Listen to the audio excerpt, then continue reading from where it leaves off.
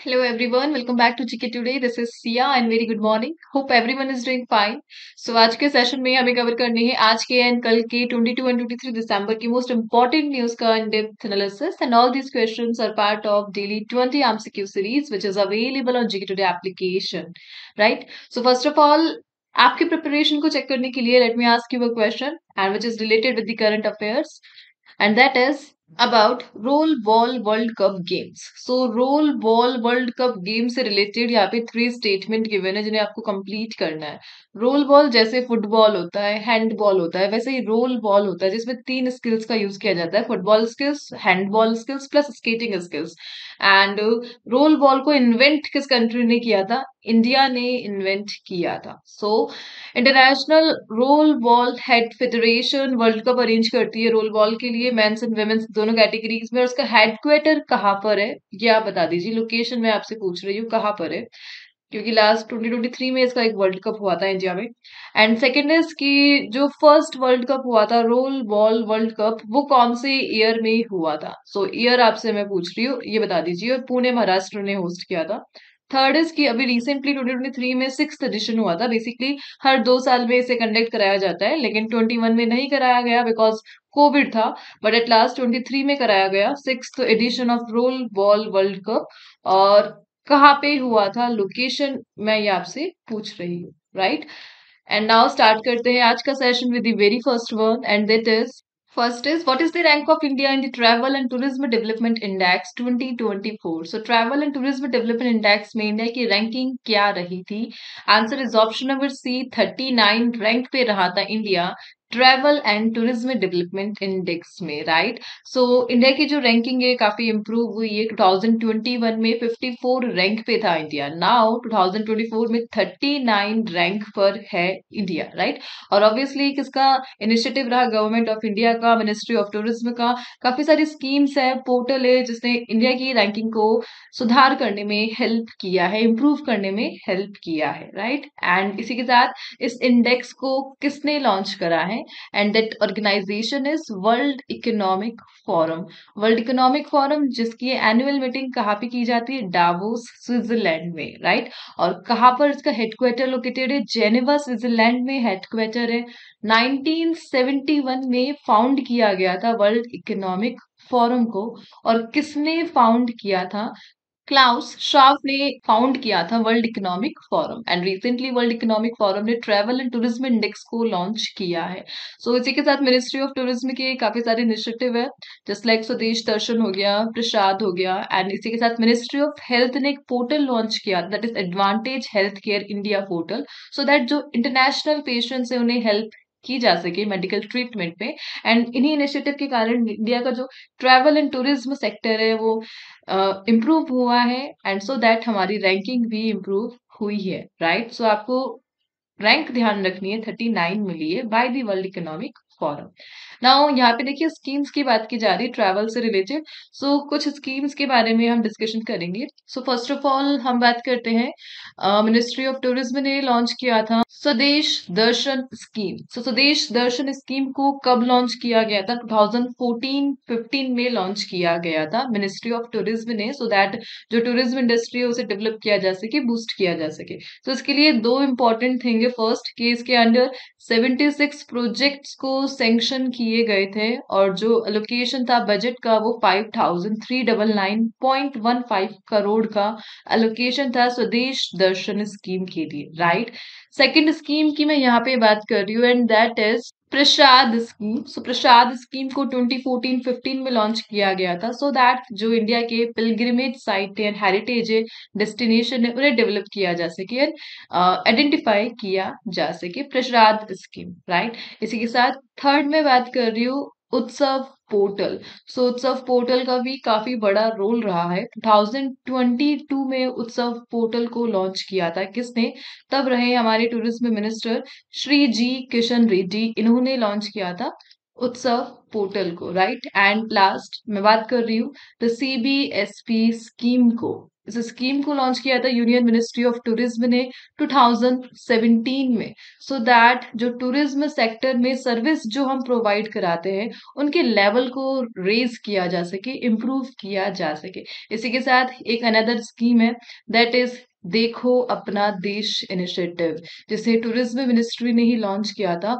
और कौन से ईयर में किया था? 2020 में किया था, right.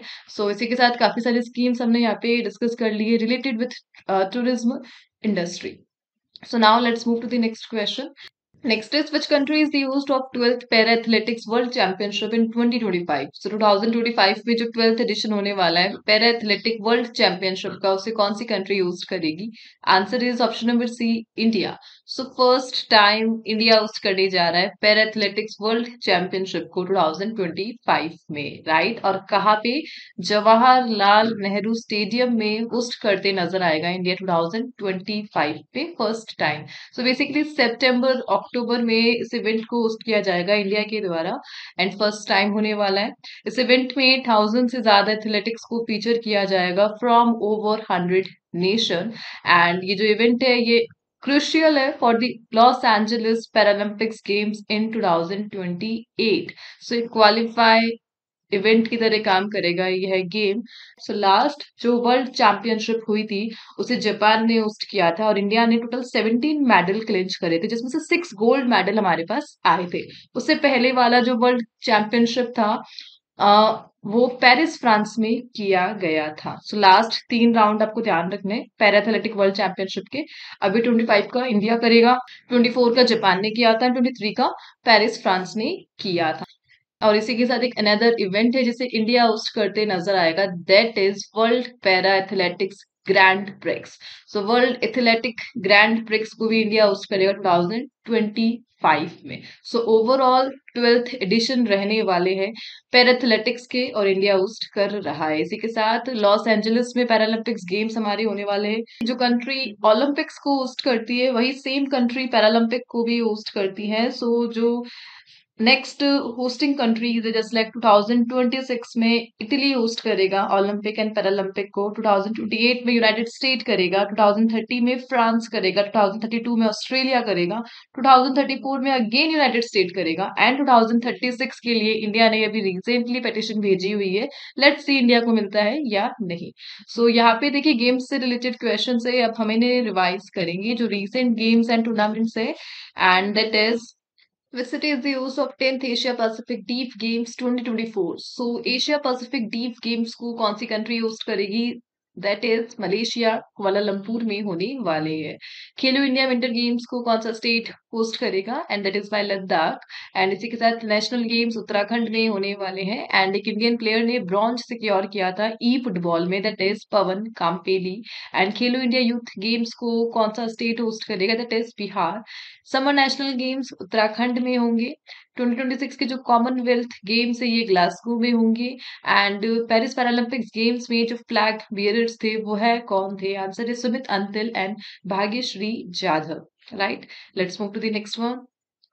Next is International Human Solidarity Day is observed annually on which day? So International Human Solidarity Day हम annually कब observe करते हैं? Answer is option number B 20 December. So international level पर सॉलिडेरिटी डे 20 दिसंबर को observe किया जाता है, सो दैट यूनिटी को प्रमोट किया जा सके, जो डिफरेंट ग्लोबल इश्यूज हैं उनके लिए कोलैबोरेशन किया जा सके, पॉवर्टी एंड इनक्वालिटी जैसे इश्यूज को एड्रेस किया जा सके ग्लोबल लेवल पर, एंड दैट्स वाई इस डे को ऑब्जर्व किया जाता है international human solidarity day. United nation ने 22 दिसंबर 2005 में इस डे को एस्टेब्लिश किया था वर्ल्ड समिट के दौरान। सो 2005 में वर्ल्ड समिट हुई थी, और इस प्रकार सॉलिडेरिटी डे जैसे जो डेज होते हैं वो इम्पोर्टेंट है, सो दैट जो वर्ल्ड है अपने एसडीजीज को अचीव कर सके, सस्टेनेबल डेवलपमेंट गोल्स को अचीव कर सके। सो आपको ध्यान रखना है इंटरनेशनल ह्यूमन सॉलिडेरिटी डे कब ऑब्जर्व किया जाता है? 20 दिसंबर को ऑब्जर्व किया जाता है। और कौन सा ग्लोबल इवेंट था जहां पे इस डे को एस्टेब्लिश किया गया था? 2005 में वर्ल्ड समिट के दौरान। और यहाँ पर देखिए सस्टेनेबल डेवलपमेंट गोल की बात की जा रही है। टोटल कितने सस्टेनेबल डेवलपमेंट गोल है? 17 गोल्स है हमारे पास सस्टेनेबल डेवलपमेंट गोल।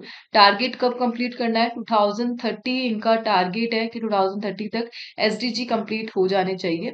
एंड इसी में से इक्वालिटी की यहाँ पे बात की जा रही है, क्वालिटी एजुकेशन की बात की जा रही है। सो ग्लोबल जो गोल 4 है वह रिलेटेड है क्वालिटी एजुकेशन से। सो नाउ डे से रिलेटेड कुछ क्वेश्चंस हम रिवाइज करने वाले हैं, and that is national energy conservation day ये कब ऑब्जर्व किया जाता है? 14 दिसंबर को। इंटरनेशनल डे ऑफ न्यूट्रलिटी ये कब ऑब्जर्व किया जाता है? 12 दिसंबर को। International universal health coverage day यह कब मनाया जाता है? 12 दिसंबर को। प्रवासी राजस्थानी दिवस अभी रिसेंटली न्यू स्टार्ट हुआ है, राजस्थान गवर्नमेंट ने स्टार्ट करा है 10 दिसंबर को। इंटरनेशनल माउंटेन डे 11 दिसंबर को। ह्यूमन राइट डे याद है 10 दिसंबर को। नेशनल एंटी करप्शन डे 9 दिसंबर को। Right, let's move to the next one. The Eastern Maritime Corridor connects which two cities of India and Russia? So recently EMC news में रहा, that is Eastern Maritime Corridor, and किन दो cities को connect करता है यह India and Russia में? Answer is option number B, Chennai and Vladivostok. So Vladivostok and Chennai को कनेक्ट करने के लिए बनाया गया है the eastern maritime corridor, right, so that दोनों कंट्रीज के between oil, food and machinery trade को इनहांस किया जा सके। सो ईस्टर्न मेरीटाइम कॉरिडोर का इम्पोर्टेंस इसलिए है बिकॉज जो ट्रेडिशनल रूट था उसे कंप्लीट करने के लिए 40+ डेज लगते थे, प्लस 8675 नॉटिकल माइल्स डिस्टेंस थी। बट ईएमसी के फॉर्मेशन से जो शिपिंग टाइम है वो 24 डेज रह चुका है, एंड डिस्टेंस 5647 नॉटिकल माइल रह गई है, राइट, इंडिया एंड रशिया के बिटवीन। पहले इंडिया के मुंबई को कनेक्ट करता था रशिया की वेस्ट साइड से, बट नाउ इंडिया के चेन्नई को कनेक्ट किया जा रहा है रशिया की ईस्ट साइड से, that is Vladivostok, right. So EMC किन दो कंट्रीज को कनेक्ट करता है ट्रेडिंग के लिए? इंडिया एंड रशिया, और एग्जैक्टली जो सिटीज है चेन्नई एंड व्लादिवोस्टॉक है। इसी के साथ ये जो ईएमसी है ये पास करेगा सी ऑफ जापान से, साउथ चाइना सी से, काफी फिलीपींस सी से, काफी सारे कंट्रीज के जो बाउंडिंग एरिया है वहां से कवर करेगा EMC, eastern maritime corridor, right. So recently जो कॉरिडोर्स है दैट इज इन न्यूज, हम उन्हें रिवाइज करने वाले हैं। So trans Himalaya multi dimensional connectivity network economic corridor है और किन दो कंट्रीज के बिटवीन है? Nepal and China. एंड एक सिटी है कोलंबिया की जिन्होंने रिसेंटली अपना जो टेम्परेचर है वो 2 डिग्री सेल्सियस को डिग्री तक कम कर लिया था, और ग्रीन कॉरिडोर को यूज करके, दैट इज मेडेलिन। और EMC we already discussed, Chennai and Vladivostok. Sigur elephant corridor किस स्टेट में लोकेटेड है? तमिलनाडु में। फिलाडेल्फी कॉरिडोर, और यह लगता है border of Gaza and other countries Egypt. And recently how many new green field industrial smart cities have been approved under the national industrial corridor development program? और total 12 है। And Philadelphi corridor already discuss, Egypt and Gaza की between है यह। Next is Karanja irrigation project is located in which state? So किस state में located है Karanja irrigation project? Answer is option number C, Karnataka और Bidar district है। सो रिसेंटली कर्नाटका के इस इरिगेशन प्रोजेक्ट को लेकर डिस्प्यूट हुआ है, एंड जो डिस्प्यूट है वो किसके किसके लिए है? फार्मर से रिलेटेड है। कंपनसेशन फॉर डिस्प्लेस्ड फार्मर, इस प्रोजेक्ट को डेवलप करने के लिए जिन फार्मर्स को डिस्प्लेस किया गया था उनकी कंपनसेशन के लिए रिसेंटली डिस्प्यूट हुआ है। एंड कर्नाटका की जो गवर्नमेंट है उन्होंने रिसेंटली टेक्निकल कमेटी को फॉर्म किया है so that compensation related issues को रिजॉल्व किया जा सके, राइट। सो बेसिकली जो सिचुएशन है ये बता रही है कि जिस कैसे प्रोजेक्ट्स को डेवलप किया जाता है, बट आफ्टर द डेवलपमेंट जो लोग वहां से विस्थापित किए जाते हैं, डिस्प्लेस किए जाते हैं, उनकी कंपनसेशन जो राइट है वो टाइम पे कंप्लीट नहीं होते, और इस प्रकार इस टाइप के डिस्प्यूट न्यूज में रहते हैं। करंजा इरिगेशन प्रोजेक्ट कहाँ से रिलेटेड है? कर्नाटका से रिलेटेड है, राइट। सो कर्नाटका से रिलेटेड कुछ क्वेश्चंस को हम डिस्कस करेंगे। And what is the name of the initiative recently launched by Karnataka government to provide free health care services to citizen? And that is Griha Arogya. So Griha Arogya Karnataka की है। And which grassland in Karnataka was recently declare conservation reserve? And that is and that is Hesara Ghatta grassland. And Karnataka का जो first gas based power plant है, recently state के chief minister ने इनोग्रेट किया था। Name आपसे पूछा जा रहा है, that is Yelahanka combined cycle power plant, right? An archaeologist recently discovered the first evidence of rock art in which city of Karnataka, and that city is Mangaluru. So recently Mangaluru में rock art की first evidence को दिखा गया था। And recently एक scheme को launch करा है कर्नाटका गवर्नमेंट ने, so that financial aid provide किया जा सके अनएम्प्लॉय ग्रेजुएट्स को एंड डिप्लोमा होल्डर्स को। स्कीम का नाम है Yuva Nidhi scheme, that is by Karnataka government. Let's move to the next. Which institution released a report on SAFE accommodation worker housing for manufacturing growth? So recently एक report आई जिसका नाम है SAFE accommodation worker housing for manufacturing growth, और इस report को किसने publish किया है? Answer is option number A, NITI Aayog. सो योजना आयोग को रिप्लेस करके नीति आयोग बना था, एंड रिसेंटली नीति आयोग ने एक रिपोर्ट पब्लिश करी है। एंड बेसिकली ये जो रिपोर्ट है ये इंडस्ट्रियल वर्कर्स से रिलेटेड है। सो इंडस्ट्रियल वर्कर्स को secure, affordable and efficient housing provide करने के लिए नीति आयोग ने एक रिपोर्ट दी है। और इस रिपोर्ट का जो मेन ऑब्जेक्टिव है, इंडिया के मैन्युफैक्चरिंग सेक्टर की जो क्वालिटी है उसे एनहेंस करना है, एंड इंडस्ट्रियल वर्कर्स के लिए हाउसिंग इनिशिएटिव को बेहतर बनाना है। सो यूनियन बजट 24-25 में जो सेंट्रल गवर्नमेंट है उन्होंने ट्रिपल पी मॉडल के बेस पर वर्कर्स के लिए हाउसिंग, रेंटल हाउसिंग को इनिशिएट किया था। एंड इसी के साथ इंडिया का एम है कि मैन्युफैक्चरिंग सेक्टर की ग्रोथ को इंक्रीज करना है 17% से 25% तक, मैन्युफैक्चरिंग सेक्टर ग्रोथ। और ये टारगेट ये 2047 तक है, so that make in India को सपोर्ट किया जा सके, आत्मनिर्भर भारत इनिशिएटिव को सपोर्ट किया जा सके। सो ओवरऑल आपको ध्यान रखना, नीति आयोग की रिपोर्ट है, अकोमोडेशन पर आएगी। नीति आयोग को कब फॉर्म किया गया था? 1 जनवरी 2015 को किया था। एंड नीति आयोग के जो लीड करते हैं, कौन लीड करते हैं? पीएम लीड करते हैं, नरेंद्र मोदी लीड करते हैं, right? Let's move to the next question. Next is which two countries jointly launched the Fewa dialogue series? So recently Fewa dialogue series यह न्यूज में रहा, और किन दो कंट्रीज ने जॉइंटली लॉन्च किया? Answer is Nepal and China ने किया है। रिसेंटली स्टार्ट करा है फेवा डायलॉग सीरीज, जिसे फेवा लेक पर नाम रखा गया है, जो लोकेटेड है पोखारा वेले में, राइट? सो फेवा लेक ये इंडिया की, सॉरी, नेपाल की लार्जेस्ट लेक है, जिसे अपना जो पानी है वो किससे मिलता है? हरपन खोला से, एनसीटी खोला स्प्रिंग से पानी की सप्लाई मिलती है फेवा लेक को। सो बेसिकली जो डायलॉग हुआ है नेपाल एंड चाइना के बिटवीन, इंडस्ट्रियल शिफ्ट को लेकर हुआ है, so that regional economic integration को प्रमोट किया जा सके। सो रीजनल इकोनॉमिक इंटीग्रेशन को बूस्ट करने के लिए रिसेंटली डायलॉग हुआ है फेवा डायलॉग किन दो कंट्रीज के बिटवीन? नेपाल एंड चाइना के between, right? Let's move to the next question. Where was the fourth Asian Rollerball Championship held recently? So Asian Rollerball Championship होने वाली है, और कहाँ पर हुई है? Answer is Goa, India. So 16 से 19 दिसंबर को हुई थी, फोर्थ एडिशन था, और गोवा, इंडिया में हुआ था।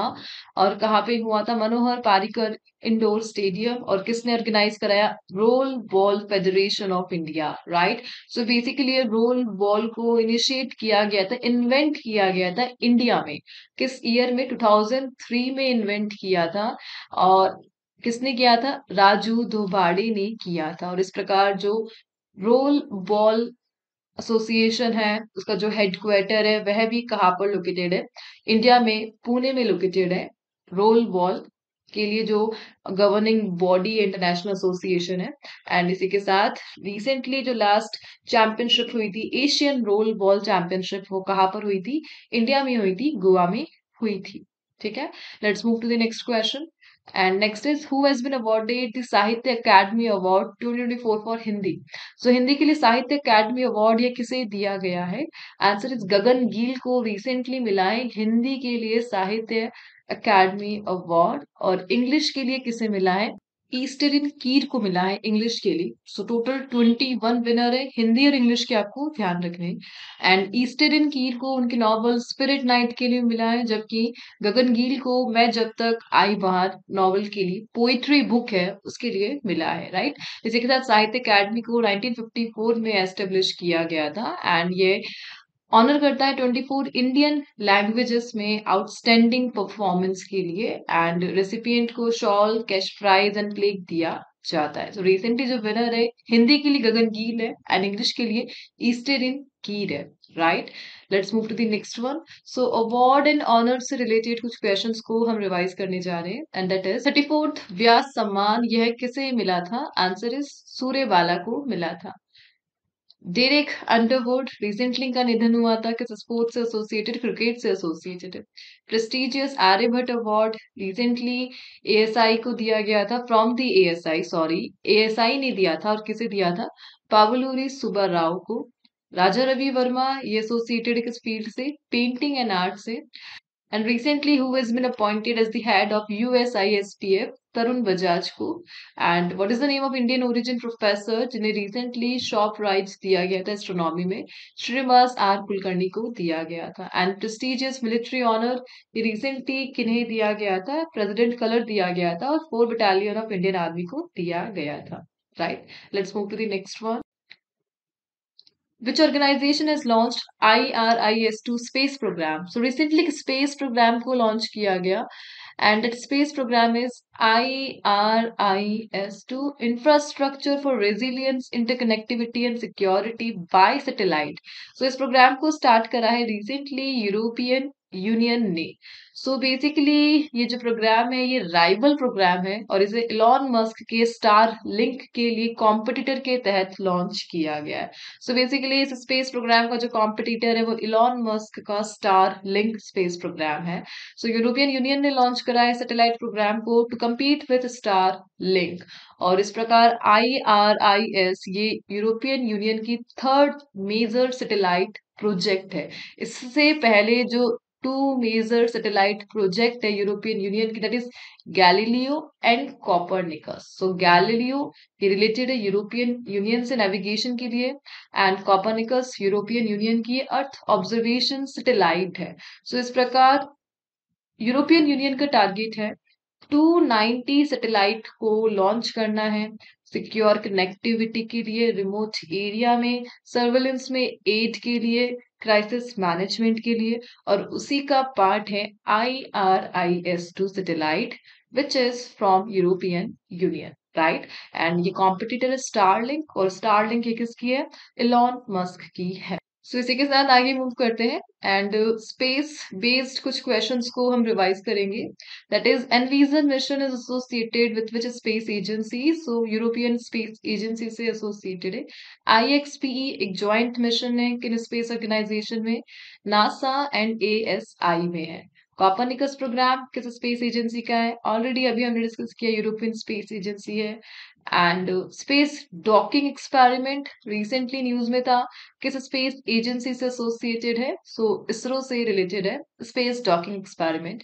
And 63rd Indian society of aerospace medicine को किस सिटी ने होस्ट किया था? बेंगलुरु ने किया था। एंड NCVT स्पेस सेक्टर में ये जो अवार्ड है किसे दिया गया था? इन स्पेस को दिया गया था। एंड इंडिया का first AI lab recently space में लॉन्च किया जाने की प्लानिंग की गई थी टेक मी टू स्पेस के द्वारा and that is by MOITD, my orbital infrastructure technology administrator, right, by take me to space. एक स्टार्टअप है ये जिसे इन स्पेस ने बूस्ट किया था, हेल्प किया था। Let's move to the answer of the first question. So first statement में हेडक्वार्टर की लोकेशन पूछी जा रही थी। पुणे महाराष्ट्र में हेडक्वार्टर है इंटरनेशनल रोल बॉल फेडरेशन का। एंड जो वर्ल्ड कप था, फर्स्ट वर्ल्ड कप 2011 में हुआ था, सेकंड का आंसर। एंड थर्ड जो 6th role ball world cup है वह कहाँ पे हुआ था? श्री शिव छत्रपति स्पोर्ट्स कॉम्प्लेक्स में ही हुआ था, पुणे महाराष्ट्र में, राइट। सो इसी के साथ इस सेशन को यहाँ पे ओवर करते हैं एंड बढ़ते हैं आज के क्विज के क्वेश्चन। सो आज के क्विज के जो क्वेश्चंस है वो इंपॉर्टेंट डेज एंड इवेंट्स से रिलेटेड है एंड इनके आंसर आपको प्रॉपर कमेंट बॉक्स में देने हैं। सो यहीं पे सेशन को हम ओवर करते हैं एंड मिलते हैं नेक्स्ट सेशन के साथ। Till then please do revision and take care.